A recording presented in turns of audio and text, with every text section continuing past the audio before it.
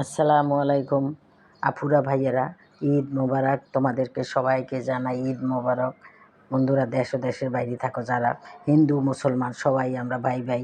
সবাইয়ের আনন্দ আমাদেরই আনন্দ, সবাইয়ের উৎসব আমাদেরই উৎসব। ওদের আনন্দ আমাদের, আমাদের আনন্দ ওদের। তাই সবাইকেই আমি ঈদ মোবারক জানাচ্ছি। বন্ধুরা বন্ধুরা ঈদের সময় তো নানান কিছু রান্না করেছি।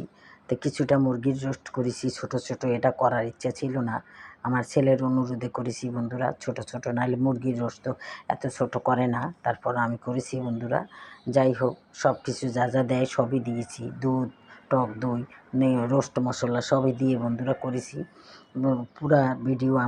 পুরা ভিডিও তোমরা যদি দেখতে চাও তাহলে আমার বড় ভিডিওগুলো দেখে নিও বন্ধুরা। সেখানে আমি কীভাবে রান্না করেছি, কী কী দিয়েছি সব কিছুই জানতে পারবে বন্ধুরা। ছোট ভিডিওতে এত কথা বলা যাবে না।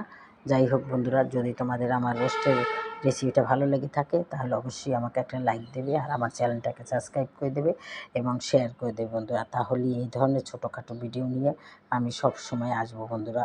তাহলে তোমাদেরকে জানাই ঈদ মোবারক এবং শুভেচ্ছা জানাই দেশ ও দেশের বাইরে যারা আছো সবাইকে।